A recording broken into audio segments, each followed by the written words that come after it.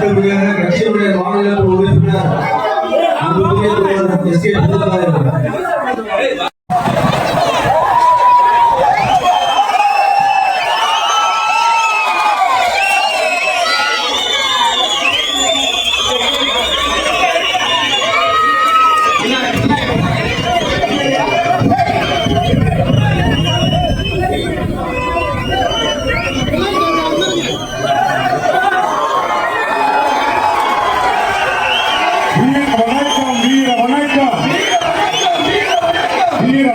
வீர வணக்கம் புரட்சியாளர் அம்பேத்கருக்கு தந்தைக்கு பெரியாருக்கு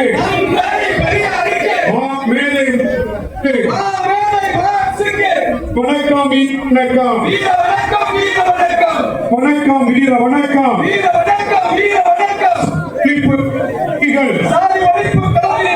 அரசியல் உரிமை போராளிகள் வேளவளவு முருகேசன் உள்ளிட்ட அனைவருக்கும் வீர வணக்கம் வீர வணக்கம். எழுச்சி தமிழர் தலைமையிலே விடுதலை சிறுத்தைகள் வீர வணக்கம் வீர வணக்கம் வேறு போராளிகளுக்கு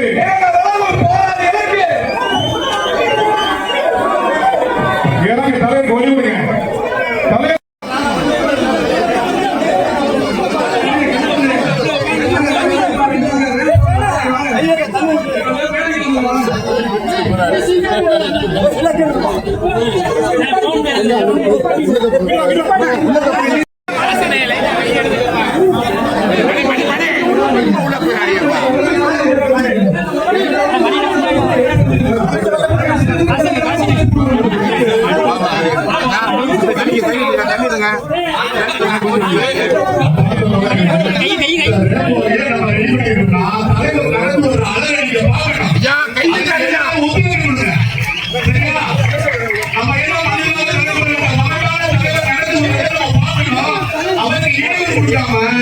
அவருக்கு உதவியாக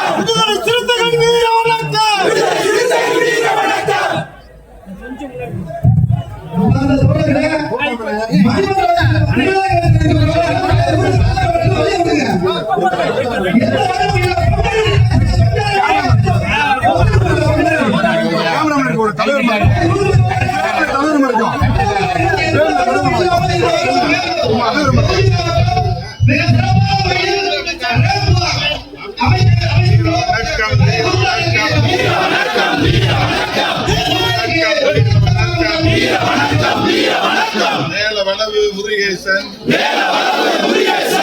உள்ளிட்ட தோழர்கள் அரசியல் உரிமை போராளிகள் அனைவருக்கும் வீர வணக்கம். விடுதலை சிறுத்தைகளின் வீர வணக்கம். உறுதியேற்போம் உறுதியேற்போம் உறுதியேற்போம் உறுதியேற்போம். மேல வளவு போராளிகளின் வீர வணக்க நாளிலே உறுதியேற்போம் உறுதியேற்போம்.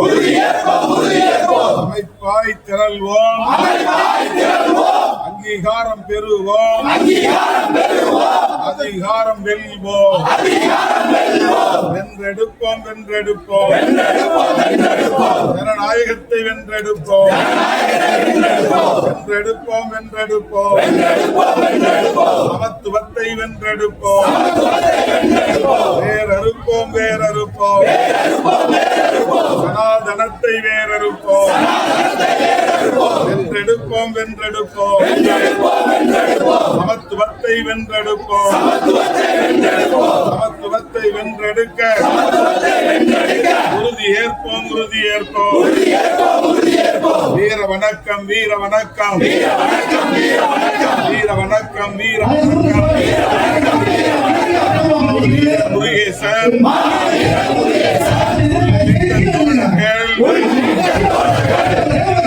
போராளிகள்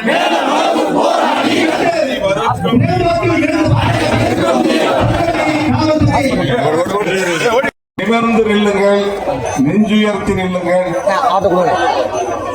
1997 ஜூன் மாதம் 30ஆம் நாள் மண்ணில் ரத்தம் சிந்திய மகத்தான போராளிகளை நினைவு கூறுவோம். நன்றி பெருக்கோடு அவர்களுக்கு அகவணக்கம் செலுத்துவோம். அமைதி அமைதி அமைதி.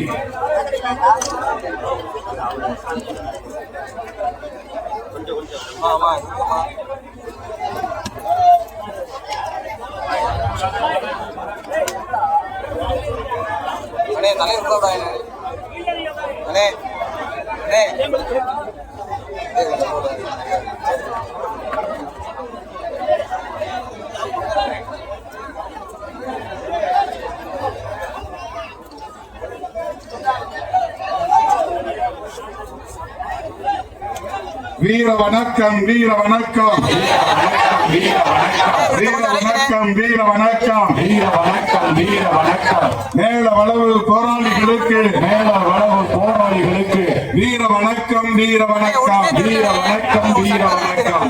வீரன் முருகேசன் வீரன் முருகேசன் உள்ளிட்ட தோழர்கள் 7 பேருக்கும் வீர வணக்கம் வீர வணக்கம் வீர வணக்கம்.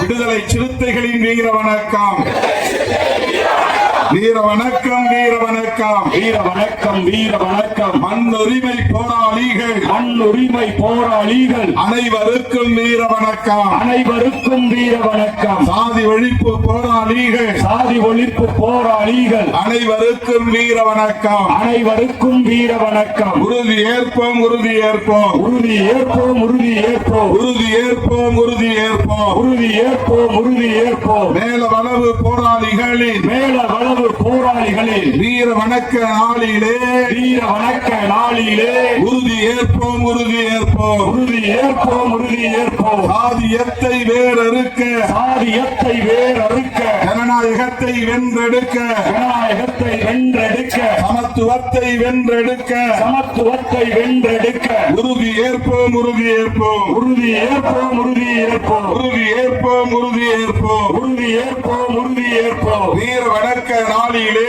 வீர வணக்க நாளிலே உறுதி ஏற்போம் உறுதி ஏற்போம் உறுதி ஏற்போம் உறுதி ஏற்போம். அரசியல் உரிமை போராளிகள் அரசியல் உரிமை போராளிகள் மேல வளவு தோழர்களுக்கு மேல வளவு தோழர்களுக்கு வீர வணக்கம் வீர வணக்கம் வீர வணக்கம் வீர வணக்கம். வேறறுப்போம் வேறறுப்போம் வேறறுப்போம் வேறறுப்போம். சனாதனத்தை வேறறுப்போம் சனாதனத்தை வேறறுப்போம். சாதியத்தை வேறறுப்போம் சாதியத்தை வேறறுப்போம். வென்றெடுப்போம் வென்றெடுப்போம் வென்றெடுப்போம் வென்றெடுப்போம். ஜனநாயகத்தை வென்றெடுப்போம் ஜனநாயகத்தை வென்றெடுப்போம். சமத்துவத்தை வென்றெடுப்போம் சமத்துவத்தை வென்றெடுப்போம். அமைப்பாய் திரள்வோம் அமைப்பாய் திரள்வோம் அமைப்பாய் திரள்வோம் அமைப்பாய் திரள்வோம். அங்கீகாரம் பெறுவோம் அங்கீகாரம் பெறுவோம். அதிகாரம் வெல்வோம் அதிகாரம் வெல்வோம். அமைப்பாய் திரள்வோம் அமைப்பாய் திரள்வோம். அங்கீகாரம் பெறுவோம் அங்கீகாரம் பெறுவோம். அதிகாரம் வெல்வோம் அதிகாரம் வெல்வோம். வீர வணக்கம் வீர வணக்கம் வீர வணக்கம் வீர வணக்கம். மேல வளவு முருகேசன் மேல வளவு முருகேசன் உள்ளிட்ட தோழர்கள் உள்ளிட்ட தோழர்கள் அரசியல் உரிமை போராளிகள் அரசியல் உரிமை போராளிகள் அனைவருக்கும் வீர வணக்கம் அனைவருக்கும் வீர வணக்கம். விடுதலை சிறுத்தைகளின் வீர வணக்கம் விடுதலை சிறுத்தைகளின் வீர வணக்கம். அமைதியா உட்காரலாம்.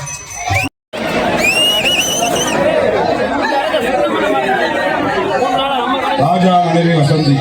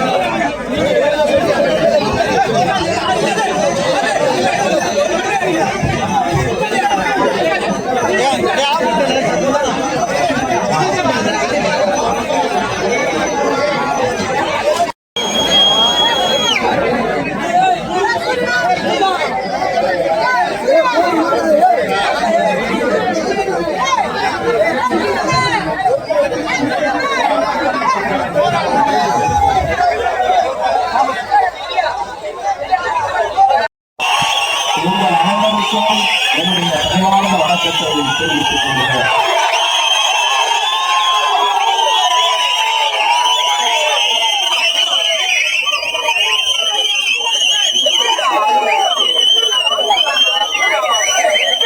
பேச்சுக்கு கட்டுப்படாத மேலே உட்காந்துருவாங்க.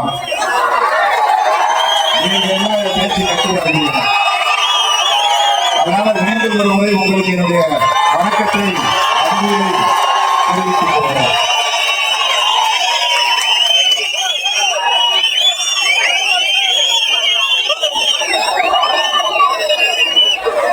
மேலவர்கள் முருகேசன் உள்ளிட்ட நமது அரசியல் உரிமை போராளிகள் மற்றும் இதர மண்ணுரிமை போராளிகள், சாதி ஒழிப்பு போராளிகள் அனைவருக்கும் முதலில் எனது செம்மாந்த வீர வணக்கத்தை செலுத்துகிறேன்.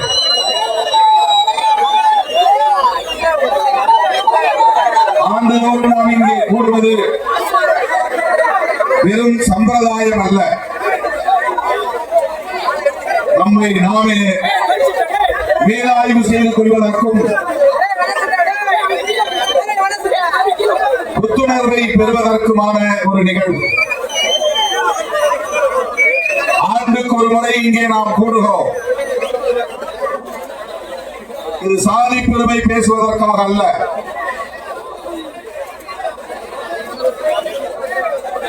இறந்தவர்களுக்கு வீரவணக்கம் செலுத்துகிற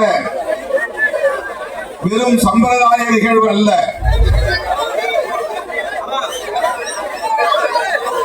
ஓராண்டு காலம் நாம் இந்த களத்தில் எவ்வாறு களமாடி இருக்கிறோம், என்ன சாதித்திருக்கிறோம், நம் எதிர்காலம் எப்படி அமையும், இனி என்ன செய்ய போகிறோம் என்று நமக்கு நாமே மீளாய்வு செய்து கொள்கிற ஒரு களம். நமக்கு நாமே சுய விமர்சனம் செய்து கொள்கிற ஒரு களம். நமக்கு நாமே புத்துணர்வை ஊட்டிக் கொள்கிற ஒரு களம். நம்மை எவரும் பாராட்ட மாட்டார்கள், ஊக்கம் தர மாட்டார்கள். காலமெல்லாம் நம் மீது காழ்ப்புணர்வை கற்கக்கூடியவர்கள் தான் இங்கே மிகுந்திருக்கிறார்கள். அவதூறுகளை பரப்பக்கூடியவர்கள் தான் இங்கே அதிகரித்திருக்கிறார்கள். அப்படி வஞ்சமும் சூதும் சூழ்ச்சியும் நிறைந்த இந்த அரசியல் களத்தில் நமக்கு நாமே புத்துணர்வை, புது தெம்பை ஊட்டிக் கொள்வதற்கான ஒரு களம்தான் இந்த மேலவளவு போராளிகளுக்கு வீரவணக்கம் செலுத்துகிற களம். நாம் அழைக்கும் போதெல்லாம் சலிப்பின்றி ஓடி வந்து இந்த போராளிகளுக்கு வீரவணக்கம் செலுத்துகிற, என் உயிரின் உயிரான விடுதலை செலுத்துகிற உங்கள் அனைவருக்கும் நன்றி செலுத்துகிற களம் இந்த களம். எனக்கு என்ன பலன் என்று எதிர்பார்க்காமல், எனக்கு என்ன செய்தீர்கள் என்று கேள்வி எழுப்பாமல், இந்த தலைமையை நாங்கள் நம்புகிறோம் என்று முற்றுமுழுதாக என் மீது நம்பிக்கை வைத்து ஓயாமல் களவாடிக் கொண்டிருக்கிற உங்கள் கால்களில், காலடிகளில் என் நன்றி மலர்களை முதலில் சந்திக்கிறார். சில நாட்களுக்கு முன்பு அம்பேத்கர் பேரவையில் பேசுகிற போது சொன்னேன், போர்க்களத்தில் என்னை சந்தித்த தோழர்கள் யாரும் என்னை விட்டு போக மாட்டார்கள், போகவில்லை, போகவில்லை என்று இப்போது சொல்லுகிறேன்.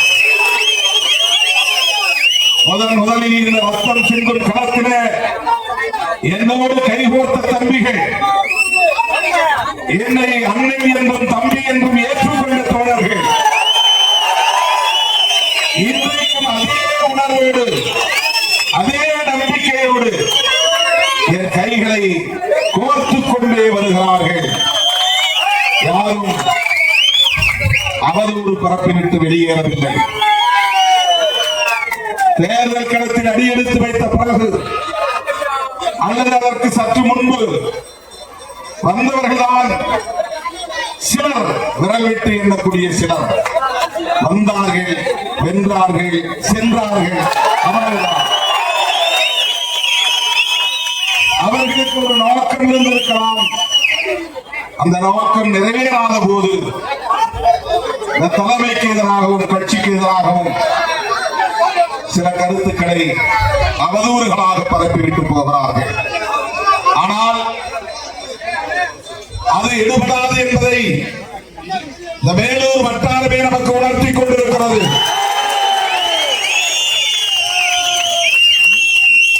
எத்தனையோ அல்லு சில்லுகள் இங்கு வந்து கிராமங்களில் புகுந்து சாதி உணர்வையும் தூண்டிவிட்டு இந்த இயக்கத்திற்கு எதிராகவும் எனக்கு எதிராகவும் அவதூறுகளை பரப்பிய போதும் அவர்களால் இங்கே ஒரு வேலை கூட அசைக்க முடியவில்லை.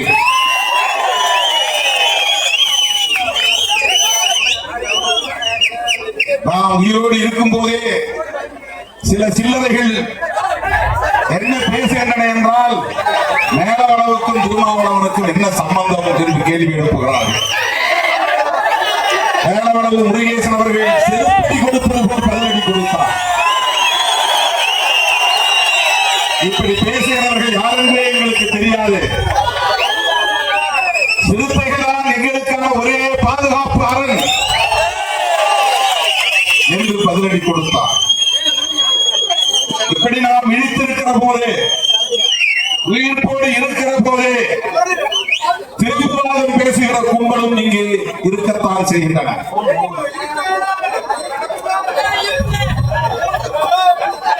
1997ஆம் ஆண்டு ஜூன் திங்கள் 30ஆம் நாள் இந்த கொடூரம் அரங்கேறியது.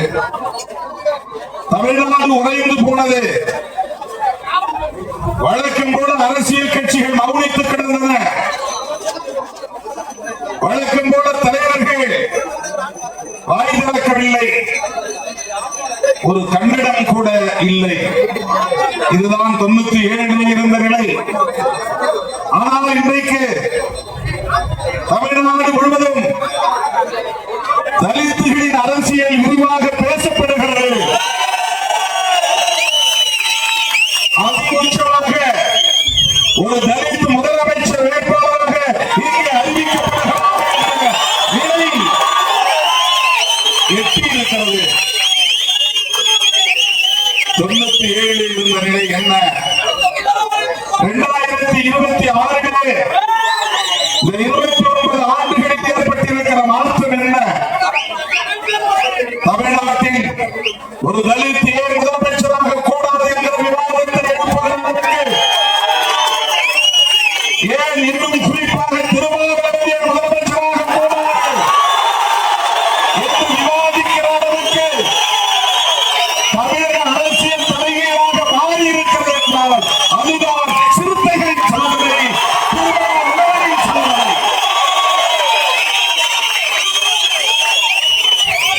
இது சாதாரணமாக நிகழ்ந்த ஒரு மாற்றம் இல்லை. இன்றைக்கு எந்த துறையிலும் தலித்துகளை பற்றி பேச முடியும், பேச வேண்டும், பேசியாக வேண்டும் என்ற ஒரு வரலாற்று கட்டாயம் நிகழ்ந்திருக்கிறது என்றால் இது பண்பு மாற்றம், பரிணாம வளர்ச்சி. அகநிலையிலும் புறநிலையிலும் ஏற்படுகிற மாற்றத்தால் தான் ஒரு பண்பு மாற்றம் நிகழ முடியும். அளவு மாறுபடுகிற போதுதான் தன்மை மாறுபடும். அன்றைக்கு இந்த களத்தில் மேலாளவு முருகேசனோடு 7 பேர் மேற்கொண்டு வாழ்ந்தார்கள். அவர்கள் நினைத்தவர்கள் மேலாளவு முருகேசன் மட்டும்தானே. அவன் தலையில்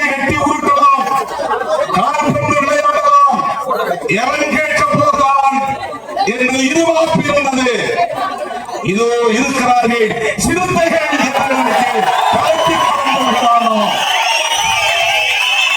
அன்னைக்கு திருமாவளவோடு களத்தில் நின்றார்கள். சில 10 பேர் இருக்கலாம், ஒரு 100 பேர் இருக்கலாம். அன்றைக்கு இலக்காரமாக அவர்கள் பார்த்திருக்கலாம். மேலவளவு முருகேசன் உள்ளிட்ட தமிழர்களின் திருவுடல்களுக்கு மலர்வளையம் வைத்து அஞ்சலி செலுத்துவதற்கு நான் வேலூரை நோக்கி வந்தபோது வேலூர் காவல் நிலையத்திற்கு அருகே காவல்துறையினர் என்னை தடுத்து விட்டார்கள். போடக்கூடாது என்றார்கள், அஞ்சலி செலுத்தக்கூடாது என்றார்கள். எங்கள் கைகளில் 7 மாலைகள் இருந்தன. டிஐஜி கணேசன் என்று இருந்தார். மாவட்ட காவல் கண்காணிப்பாளர் AK விஸ்வநாதன் ஆயுத படைகளோடு நின்று கொண்டிருந்தார். அந்த நேரத்தில் நான் இடக்கு முடக்காக நடந்து கொள்ளவில்லை, மாற்றுத்தனமாக நடந்து கொள்ளவில்லை, அசட்டு துணிச்சலாக நான் எதையும் செய்ய முயற்சிக்கவில்லை. டிஐஜி கணேசன் அவர்களை அழைத்து சொன்னேன், அனுமதிப்பீர்கள் மாற்றீர்களா என்று கேட்டேன். அப்போது நான் ஒரு அரசு ஊழியர், 30 பேரை கூட நிரப்பதாக ஒரு இளைஞன், என்னோடு சில 100 பேர், 100க்கும் குறைவானவர்தான் நின்று கொண்டிருந்தார்கள். அரசியல் புரிதல் இல்லாத இளைஞர்கள், அனுபவம் இல்லாத இளைஞர்கள், போராட்ட களம் பார்க்காத இளைஞர்கள், போலீசை களத்தில் சந்திக்காத இளைஞர்கள், எது நடக்கும் என்ன நடக்கும் என்பதை அறியாதவர்கள். அப்படிப்பட்டவர்களை நான் உடல் வைத்துக் கொண்டு அந்த டிஐஜி கணேசனிடத்தில் என்ன சொன்னேன் என்றால், என்னை மேலவளவு செல்ல நீங்கள் அனுமதிக்க மாட்டீர்கள். அப்படித்தானே? சரி, உங்கள் கையில் அதிகாரம் இருக்கிறது, சாதி வெறியர்களின் கட்டுப்பாட்டில் இருக்கிறீர்கள், சாதி வெறியர்களுக்கு துணை போகிறீர்கள். சரி, இந்த மண் எங்கள் முருகேசன் நடமாடிய மண். அவன் காலடிகள் பட்ட மண்ணில் எங்கள் மேலவளவு தோழர்கள் நடமாடிய மண்தான் இந்த மதுரை மேலூர் வட்டாரம். அவன் நடமாடிய மண்ணிலேயே இந்த இடத்திலேயே மலர்வளையம் வைத்தார் அஞ்சலி செலுத்தப் போகிறேன் என்று காவல் நிலையத்தின் வாசலில் மலர்வளையம் வைத்து அஞ்சலி செலுத்தினேன். இதை சட்டம் டிஐஜி கணேசன் எதிர்பார்க்கவில்லை, சட்டம் எதிர்பார்க்கவில்லை. நான் ஆத்திரப்படுவேன், மீறி செல்லுவேன், காவல்துறையோடு வாக்குவாதம் செய்வேன், தகராறு பண்ணுவேன். அதனால் சாதிகளுக்கும் சிறுத்தைகளுக்கும் மோதல் நடக்கும், கலவரம் நடக்கும், கல்வீச்சு நடக்கும், சட்டம் ஒழுங்கு பாதிக்கும் என்றெல்லாம் அவர்கள் கற்பனை செய்திருக்கலாம், அச்சப்பட்டு இருக்கலாம். நான் அந்த இடத்தில் சாதுரியமாக எங்களை நீங்கள் அனுமதிக்கவில்லை, அதற்காக நாங்கள் வீம்பு செய்ய மாட்டோம், வீண் நம்ப வளர்க்க மாட்டோம். என் தோழர்கள் நடமாடிய மண், அவர்களின் காலடிகள் பட்ட மண், மேலூர் நகர வீதிகளில் இருக்கிற மண்.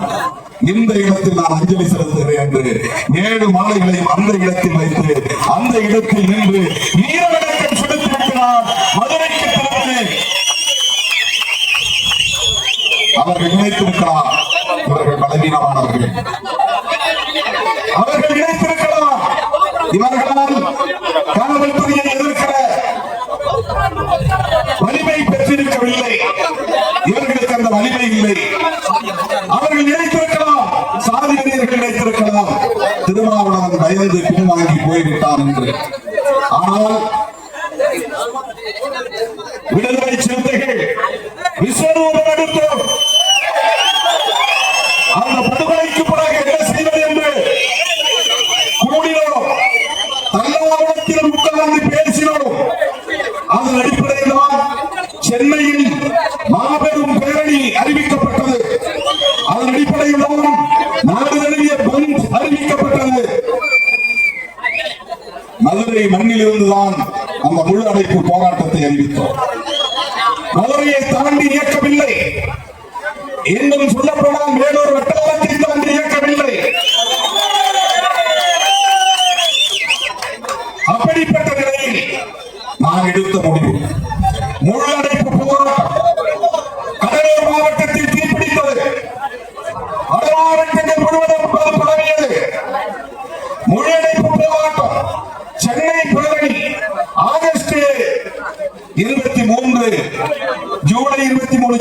பேரணி, ஆகஸ்ட் 8 மேலூரில் பேரணி, அடுக்கடுக்கான போராட்டங்கள் மக்கள் போராட்டமாக மாற்றினோம். 4 பேரை வச்சுக்கிட்டு வன்முறையில் ஈடுபடவில்லை. அந்த இடத்தில் இருந்து வீரம் என்ன என்று காட்ட நாம் முயற்சிக்கவில்லை. அந்த இடத்தில் நாம் வீழ்வு செய்யவில்லை. அதை மக்கள் போராட்டமாக மாற்றினோம்.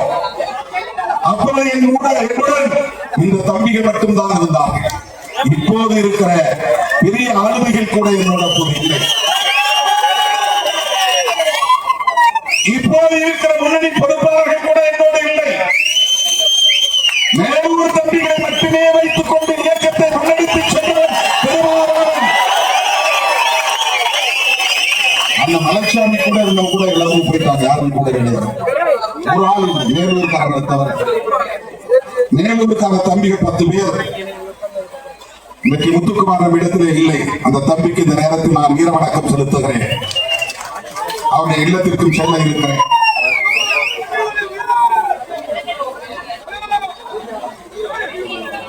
வெள்ளரிப்பட்டி வெள்ளக்கண்ணன் இவர்கள் எல்லாம் அந்த காலத்தில் என்னோடு இருந்த தம்பிகள். கள அனுபவம் இல்லாதவர்கள், அரசியல் அனுபவம் இல்லாதவர்கள், சாதி அரசியலை பற்றி தெரியாதவர்கள். இந்த 10-20 பேரை வைத்துக் கொண்டுதான் இந்த இயக்கம் வெகு மக்கள் இயக்கமாக பரிணமித்தது.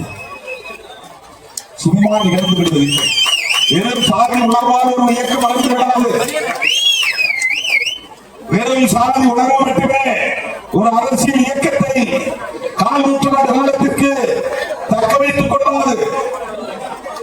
அவ்வப்போது காலத்திற்கு ஏற்ப நாம் நகர்த்திய காய்கள், நாம் எடுத்த முடிவுகள், நாம் சேர்த்துக் கொண்ட உறவுகள், இந்த அடிப்படையில் தான் இன்றைக்கு மேலவளவுக்கு இடதுசாரிகளும் வந்து வீரவணக்கம் செலுத்துகிற ஒரு மாற்றம் நிகழ்ந்திருக்கிறது. அவர்களே அன்றைக்கு மேலவளவு முருகேசன் விடுதலை சிறுத்தையாய் தன்னை அடையாளப்படுத்திக் கொள்ளவில்லை. அவர் திராவிட முன்னேற்ற கழக தொண்டராகத்தான் இருந்தார். அதுவும் நமக்கு தெரியும். என்னிடத்திலே வந்து பேசுகிற போது அப்படித்தான் சொன்னார். புலிப்பட்டி, கம்மாப்பட்டி வையங்கருப்பர் அவர்தான் முதல்ல வேட்பாளராக நம்ம கட்சி சார்பில் நிற்கிறேன்னு விரும்புறாங்க. வையங்கருப்பர் அவர் நிற்க வேண்டாம், நான் நிற்கிறேன் அப்படின்னு வந்து சொன்னார் முருகேசன். நான் சொன்னேன், மந்தையில தீர்மானம் போட்டிருக்காங்களே, உனக்கு பயம் இல்லையான்னு கேட்டேன். ஆனா சமுதாயத்திற்காக என் தலையை போனாலும் கவலைப்படல. இந்த நூற்றாண்டில் நான் பார்த்த ஒரே மாவீரன் மேலவளவு முருகேசன் தான். நான் சந்தித்த மாவீரன். சாதி வெறியர்களின் அச்சுறுத்தலையும் மீறி என் தலை போனாலும் அந்த அரசியல் உரிமையை நான் பாதுகாப்பேன் என்று என்கிடத்தில் சொன்னவர் மேலவளவு முருகேசன். மறுபடியும் கேட்டேன்.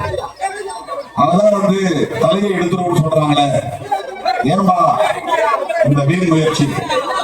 ஏன்னா அப்ப தேர்தல் புறக்கணிப்பில் ஈடுபட்டு இருந்த இயக்கம் இந்த இயக்கம்.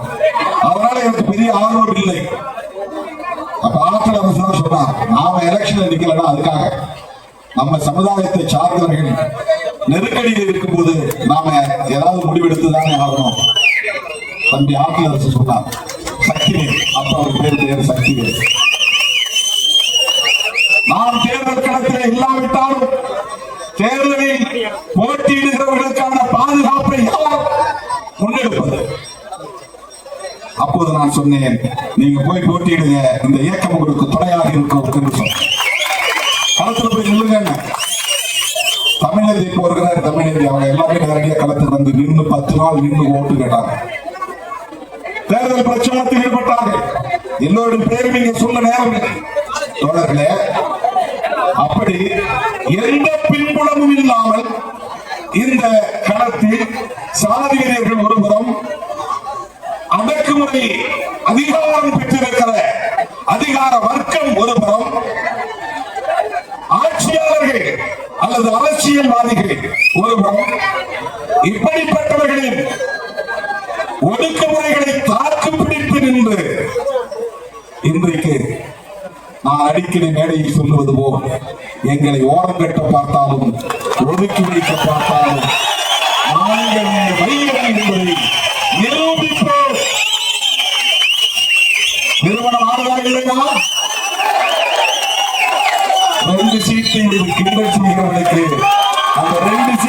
அருமை என்னவென்று அப்போதுதான் தெரிந்திருக்கும்.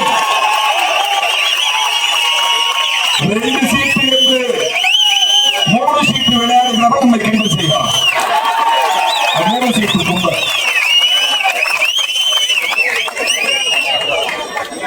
அவன் நம்மை கிண்டல் செய்கிறான். இந்த 2 சீட்டுக்குள்ள அருமை தமிழ்நாட்டுக்கு மட்டுமல்ல உலகத்திற்கே தெரிந்தது. சிறுத்தைகள் என்ன முடிவெடுக்க போகிறாங்க? கவுண்ட் டவுன் போடுறான்.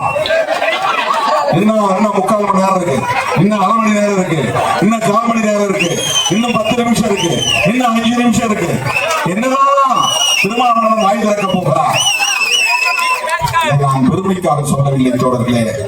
இந்த இடத்தில் இந்த இயக்கம் வந்து இன்றைக்கு நிற்கிறது என்று சொன்னால், இத்தகைய ஒரு ஆற்றலாக இந்த இயக்கம் இன்றைக்கு பரிணமித்திருக்கிறது என்று சொன்னால், 10 ஆண்டு கால தேர்தல் புறக்கணிப்பு காலத்தில் எத்தகைய அடக்குமுறைகளையும் ஒடுக்குமுறைகளையும் நாம் எதிர்கொண்டிருப்போம் என்பதையும், இந்த 25 ஆண்டு கால தேர்தல் அரசியல் களத்தில் எத்தகைய சூது சூழ்ச்சி வஞ்சகம் அனைத்தையும் எதிர்கொண்டிருப்போம் என்பதையும் எண்ணி பார்க்க வேண்டும். இதை புரிந்து கொண்டால்தான் ஒரு தலைமைக்குரிய அருமை என்ன என்பதை புரிந்து கொள்ள முடியும். ஏதோ எஸ்டிங்கிறதுனால வந்துட்டாங்க அப்படின்னா எல்லா எஸ்டியும் வந்துக்கணும் இல்ல, ஏதோ சாதிங்கிறதுனால வந்துட்டாங்கன்னா சாதி பேரை சொல்றவங்க வந்திருக்கணுமா இல்லையா? சாதி பேரை சொல்ற எந்த இயக்கமாவது தமிழ்நாட்டுக்குள்ள வளர்ந்திருக்கா?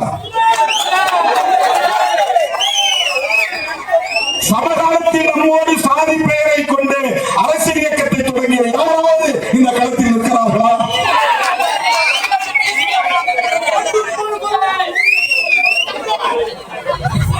தோழர்களே, இன்றைக்கும் நான் சொல்லுகிறேன், அடித்து சொல்லுகிறேன், சிறுத்தைகள் இல்லாமல் தமிழ்நாடு அரசியல் இயங்காது. ஆதரத்தோடு சொல்லவில்லை, தமிழ்நாடு அரசியலில் நாடி பிடித்து சொல்லுகிறேன். ஜோசியம் சொல்லவில்லை, தீர்மானிக்கும் ஆற்றல் இருப்பதனால் சொல்லுகிறேன். தமிழ்நாட்டில் யாரும் சொல்லல, தேர்தல் முடிவுக்கு பிறகு இங்கே தொங்கு சட்டசபை உருவாகும் என்பதை சொல்லப்பட்டிருக்கிறார்கள். நடந்ததா இல்லையா? ஆட்சி அமைப்பதற்கு சிலருக்கு சில தொகுதிகள் தேவைப்படும், சில எண்ணிக்கை தேவைப்படும். அப்படி ஒரு நிலை உருவாகும் போது நான் சட்டமன்றத்தில் இருக்க வேண்டும் என்று விரும்புகிறேன். அதனால் காட்டுமன்ற நான் போட்டியிடப் போகிறேன் என்ற முடிவை தேர்தலுக்கு முன்பே சொன்னேன்.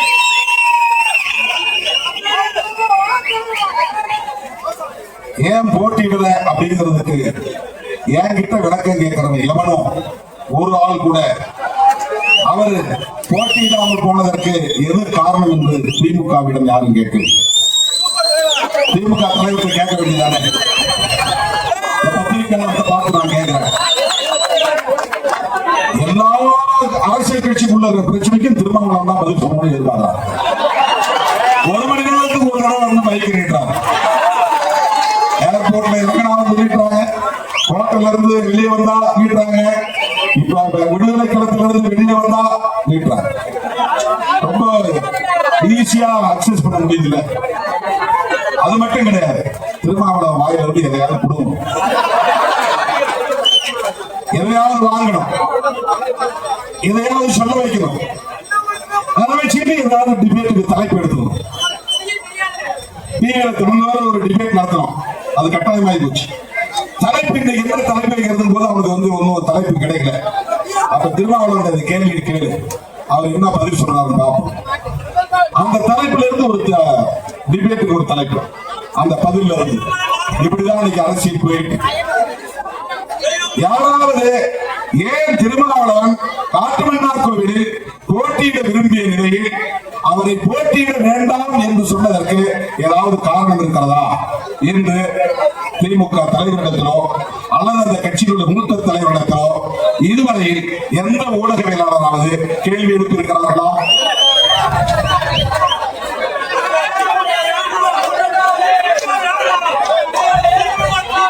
சிட்டிங் எம்எல்ஏவுக்கு ஏன் சீட்டு கொடுக்கல? இதை திருப்பிட்டு வைக்கலாம். திமுக 60 பேர் சிட்டிங் எம்எல்ஏவுக்கு சீட்டு கொடுக்கல. நான் 3 பேருக்கு தான் தரல. திமுகவோட மட்டும் 60 பேருக்கு சிட்டிங் எம்எல்ஏவுக்கு சீட்டு கொடுக்கல. யாராவது போய் திமுகவுல நீங்க ஏங்க 60 பேருக்கு சீட்டு கொடுக்காம விட்டீங்க அப்படின்னு கேள்வி கேட்டுருக்காங்களா?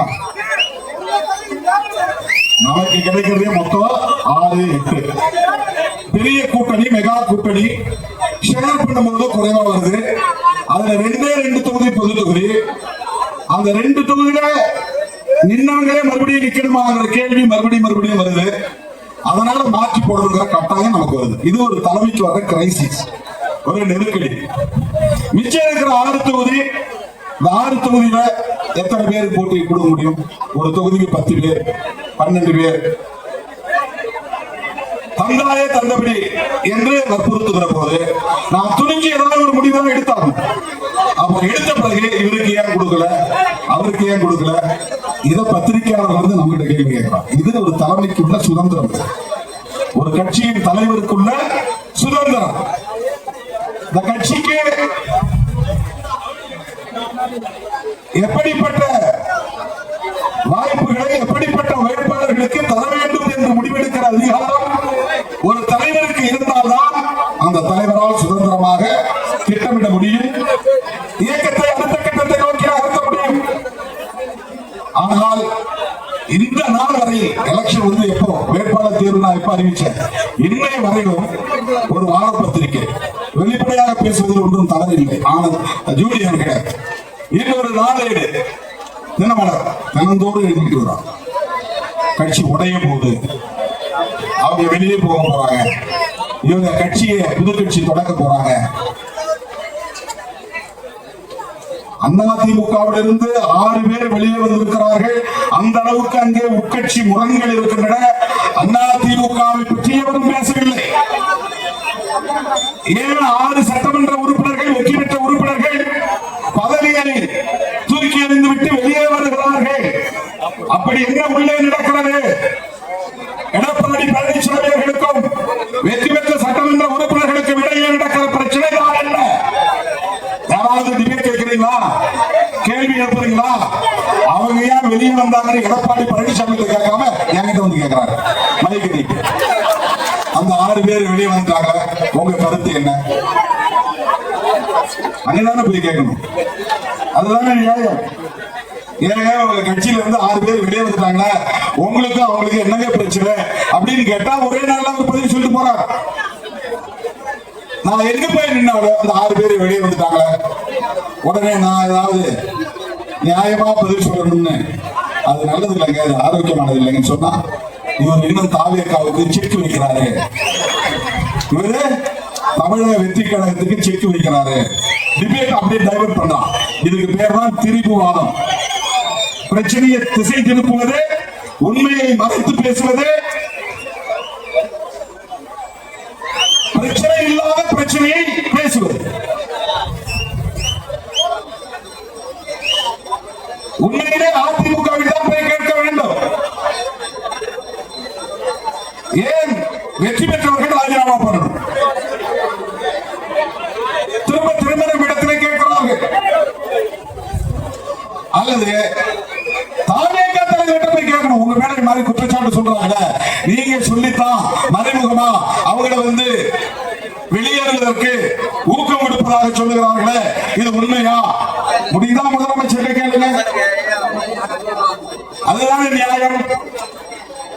தோழர்களே, இப்படி சூடு நிறைந்த இந்த அரசியல் களத்தில் திருமாவளவன் தாக்கு பிடித்திருக்கிறார், புரிந்து கொள்ளுங்கள். வஞ்சம் நிறைந்த அரசியல் களத்தில் போராடி கொண்டிருக்கிறான் திருமாவளவன், இதை நீங்கள் புரிந்து கொள்ளுங்கள்.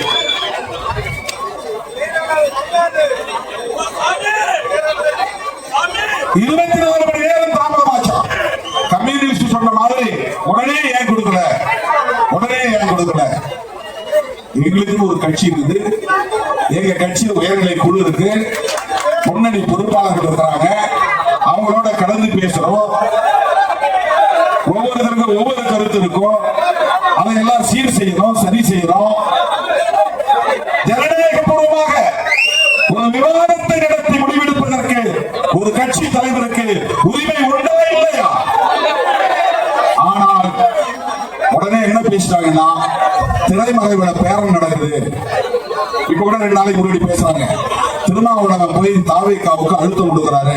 என்ன அழுத்தம்னா, எங்களுக்கு எஸ்சி எஸ்டி டிபார்ட்மெண்ட்லாம் வேண்டாம், எங்களுக்கு இதை விட நல்ல டிபார்ட்மெண்ட் கொடுங்க, போர்ட்போலியோ கொடுங்க அப்படின்னு நான் கேட்டேன். அந்த மாதிரி ஒரு பேச்சே நடக்கவில்லை. அந்த மாதிரி ஒரு பேச்சே நடக்கவில்லை. சமூக நீதித்துறை எளிய மக்களுக்கான, விளிம்பு நிலை மக்களுக்கான ஒரு துறை. மனப்பூர்வமாக ஏற்று சிறப்பாக பணியாற்றிக் கொண்டிருக்கிறார் தம்பி வன்னி அரசு.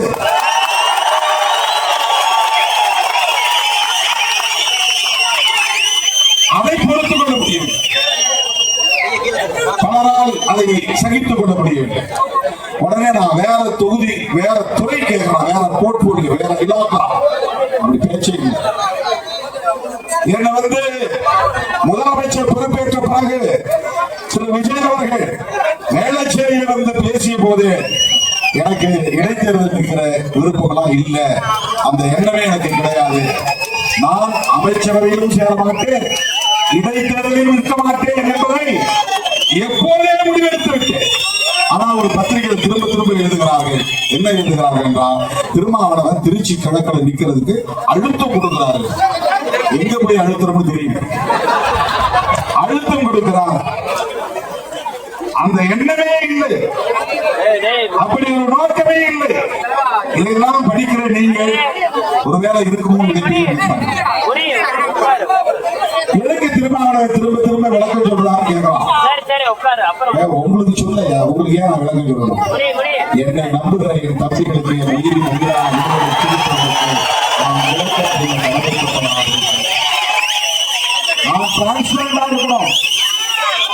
இப்படித்தான் 40 ஆண்டு கால பொது வாழ்க்கை அமர்ந்திருக்கிறது. 3 மணி நேரம் தான் அவர்களை விட்டு பிரிந்து உறங்குகிறது. 4 மணி நேரம் தான், 20 மணி நேரமும் என்னை சுற்றினார் இயக்கத்தோடு இருக்கிறார்கள். அப்படி வெளிப்படையான ஒரு பொது வாழ்க்கை. ஆகவே இந்த அரசியலிலும் ஒரு வெளிப்படைத்தன்மை, அதற்காக நான் விளக்கம் தருகிறேன். தோழர்களே, இன்றைக்கு தமிழகத்தில் ஒரு சமூக அடையாளத்தை கொண்டிருந்தாலும், புரட்சியாளர் அம்பேத்கரின் கொள்கைகளை உயர்த்தி பிடித்தாலும், அனைத்து தரப்பு மக்களுக்குமான ஒரு பேரியக்கம் என்கிற ஒரு அங்கீகாரத்தை நாம் பெற்றிருக்கிறோம். நீங்கள் நெஞ்சுயர்த்தி வீறு நடை போடலாம். இந்த இயக்கம் அனைத்து தரப்பு மக்களுக்குமான இயக்கம், தமிழ்நாட்டு மக்களுக்கான இயக்கம். அந்த அடிப்படையில் தான் வருகிற ஆகஸ்ட் 17 எனது பிறந்த நாளில் தமிழ் தேசிய எழுச்சி மாநாட்டை நாம் நடத்துகிறோம்.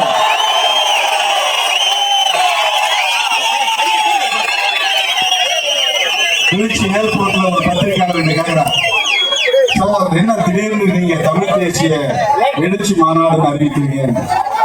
அந்த தம்பிக்கு நான் சொன்னேன், 35 வருஷமா தமிழ் தேசிய பேசுகிற இயக்கம் விடுதலை சிறுத்தைகள் கட்சி. 1990ஆம் ஆண்டு ஏப்ரல் 14ஆம் நாள் நம்ம எல்லாம் மனிதர்களாய் தலைவர் வைத்த தலைவர் புரட்சியாளர் அம்பேத்கர் பிறந்தநாளன்று முதலாய் இந்த இயக்க கொடியை ஏற்றிய போது, இந்த இயக்கத்திற்கான கொடி விளக்கத்தை தான் விளக்கி பேசிய போது சொன்னேன், கொடியின் நடுவில் இந்தியா முழுவதும் அம்பேத்கர் கொடினா வெறும் முழுவதா இருக்கும், நீளம்தான் இருக்கும். நீளத்துக்கு மத்தியில தம்ம சக்கரம் இருக்கும், இல்லைன்னா மாயாவதி படம் இருக்கும், அவ்வளவுதான். இல்லைன்னா அம்பேத்கர் படம் இருக்கும், மொத்தமும் நீளமா இருக்கும். இதுதான் இந்தியா முழுவதும் அம்பேத்கர் இயக்கங்கள் கடைபிடித்து வந்த கொடி அமைப்பு முறை. முதலாக நீளத்தோடு சரிபாதியாக சிவப்பை சேர்த்தவன் திருமாவளவன். மேலே பாதி நீளம், கீழே பாதி சிவப்பு. நீளம் உழைக்கும் மக்களின் விடுதலையை குறிக்கும், சிவப்பு உழைக்கும் மக்களின் விடுதலையை வென்றெடுப்பதற்கான ஈரத்தை குறிக்கும், தியாகத்தை குறிக்கும். நடுவிலே இருக்கிற நட்சத்திரம் விடுதலை சிறுத்தைகள் கட்சி. இந்த நட்சத்திரம். இந்த இயக்கம் தான் இந்த மக்களுக்கான நம்பிக்கை நட்சத்திரம்.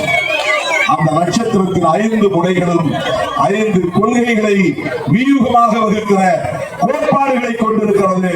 1 சாதி ஒழிப்பு, 2வது தமிழ் தேசியம், 3வது மகளிர் விடுதலை, 4வது பாட்டாளி வர்க்க விடுதலை, 5வது ஏகாதிபத்திய எதிர்ப்பு. இது ஆர்டர் மாறி இருக்கலாம். இந்த 5 கொள்கைகள் தான். சாதி ஒழிப்பே மக்கள் விடுதலை, வர்க்க அமைப்பை உடைத்து வறுமையை துடைப்போம், சாதி மதம் ஒழித்து சமத்துவம் படைப்போம், வர்க்க அமைப்பை உடைத்து வறுமையை துடைப்போம், பெண்ணுரிமை மீட்டு பெண் விடுதலையை வென்றெடுப்போம், தேசிய உரிமையின் மூலம் தமிழ் தேசியத்தை வளர்த்தெடுப்போம், வல்லரசியத்தை வன்மையாக எதிர்ப்போம். இதுதான் கொள்கை முழக்கம். 1990ஆம் ஆண்டு ஏப்ரல் திங்கள் 14ஆம் நாள் இந்த கொடியை ஏற்றும் போதே தமிழ் தேசியத்தை முன்னிறுத்திய இயக்கம் விடுதலை சிறுத்தைகள் கட்சி. தமிழ் தேசியம் என்பது வெறும் தமிழ் உணர்வு அல்ல, தமிழன் என்கிற இன உணர்வு அல்ல, சாதி ஒழிப்பே மக்கள் விடுதலை என்கிற தேசிய இன ஓர்மை. நகர்வை தோழர்களே, தேர்தலுக்கு பிறகு நாம் நடத்த போகிற முதல் மாநாடு தேசம் காப்போம் மாநாடு. எப்படி தேசத்தையே திருச்சியை நோக்கி ஈர்த்ததோ, அரசியல் அரங்கில் பெரும் அதிர்வை ஏற்படுத்தியதோ, அதை போன்ற மாபெரும் அதிர்வை ஏற்படுத்துகிற மாநாடாக தமிழ் தேசிய எழுச்சி மாநாடு அமைய வேண்டும். மேலூர் வட்டாரத்திலிருந்து எல்லா கிராமங்களிலிருந்து வண்டிகள் புறப்பட வேண்டும். மதுரை மாவட்டத்திலிருந்து அனைத்து சட்டமன்ற தொகுதிகளிலிருந்தும் ஒவ்வொரு தொகுதியிலிருந்து நூற்றுக்கணக்கான வண்டிகள் புறப்பட வேண்டும். தென் மாவட்டங்களில் இயக்கம் இல்லை என்று சொன்னார்கள். தென் மாவட்டத்தை சார்ந்த தம்பி வன்னியரசு அமைச்சராக இருக்கிறார். அவர் இயக்கத்தின் முதல் அமைச்சர் பொறுப்பு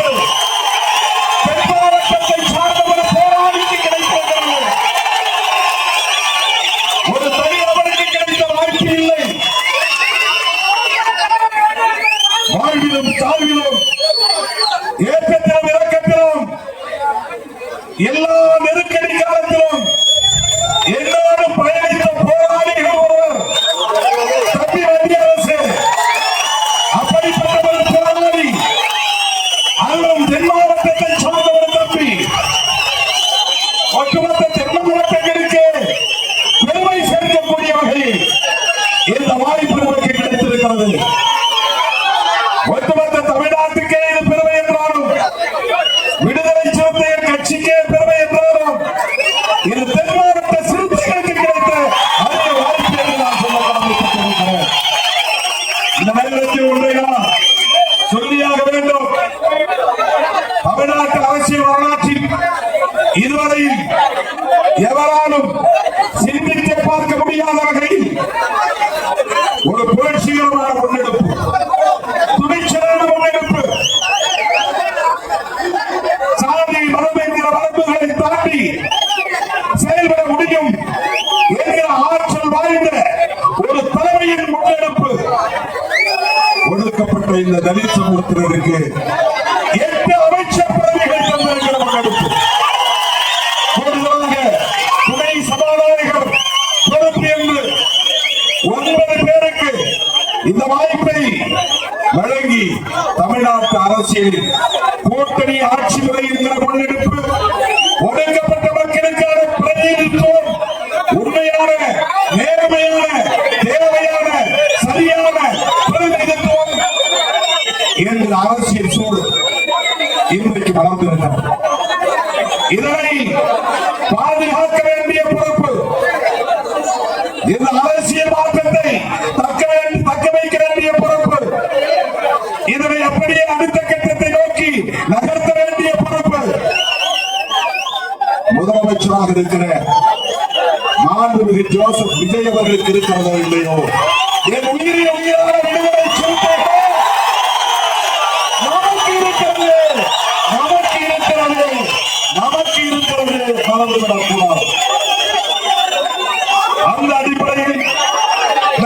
ஆண்டுகால அரசியல் நகர்வுகள் இருக்கும் என்பதை சொல்லி மேலாளர் வழியிலே மதுரை வட்டாரத்திலே ரத்தம் சிந்தி அரசியல் உரிமைகளை மீட்ட முருகேசன், ராஜா, முருகன், செல்லதுரை, சேவகமூர்த்தி, பூபதி, சவுந்தரராஜன் ஆகிய தோழர்கள் 7 பேருக்கும், மண்ணுரிமை போராளிகள் அம்மாசி வேலு ஆகியோருக்கும், சாதி ஒழிப்பு போராளிகள் வஞ்சிநகர் தண்டன், வணங்காமுடி சந்திரன், கட்டப்பட்டி மலைசாமி, தனியாமங்கலம் ஐயப்பன், பத்தூர் சபரீஸ்வரன், பழையோர்பட்டி கார்த்திகுமார், கருங்காலக்குடி முத்துப்பாண்டி, கீழையூர் லட்சுமிநாராயணன், விதோபாக்காரணி மணிமாறன் ஆகியோருக்கும் லட்சோப லட்சக்கணக்கான விடுதலை சிறுத்தைகளின் சார்பில் எனது செப்பான